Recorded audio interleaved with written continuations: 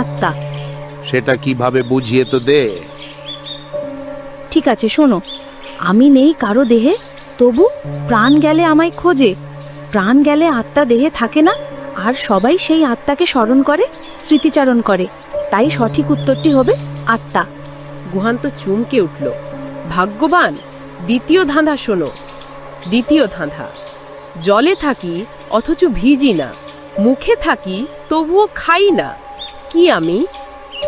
হ্যাঁ হ্যাঁ হ্যাঁ হ্যাঁ, সঠিক উত্তর হলো আত্মা। তুই একদম সঠিক উত্তর দিয়েছিস। এই প্রথম কেউ আমার কোনো ধাঁধার সঠিক উত্তর দিতে পারলো। তবে এখনই খুশি হবার কিছুই নেই, কারণ এখনো দুটি ধাঁধা বাকি আছে।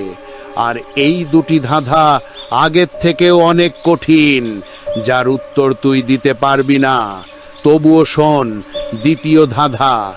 জলে থাকি তবুও ভিজি না, মুখে থাকি তবুও খাই না, কি আমি? এই ধাঁধা দিয়েও আগের ধাঁধার থেকে অনেক কঠিন।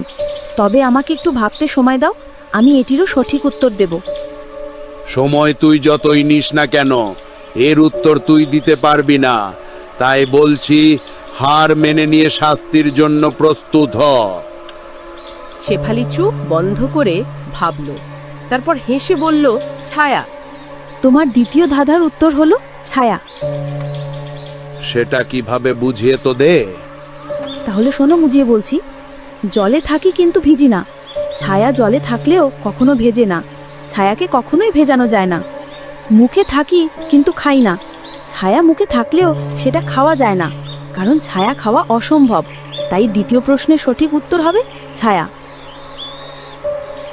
হ্যাঁ, তুই পেরেছিস এবং আমাকে অবাক করেছিস।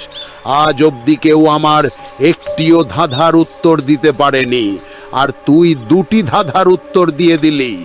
আমি সত্যিই অবাক হয়েছি, কিন্তু খুশি হবার দরকার নেই, কারণ তৃতীয় ধাঁধা সব থেকে কঠিন। সে কারণে তুই হেরে যাবি আর ভয়ঙ্কর শাস্তি পাবি। তবুও শোন, তৃতীয় ও শেষ ধাঁধা।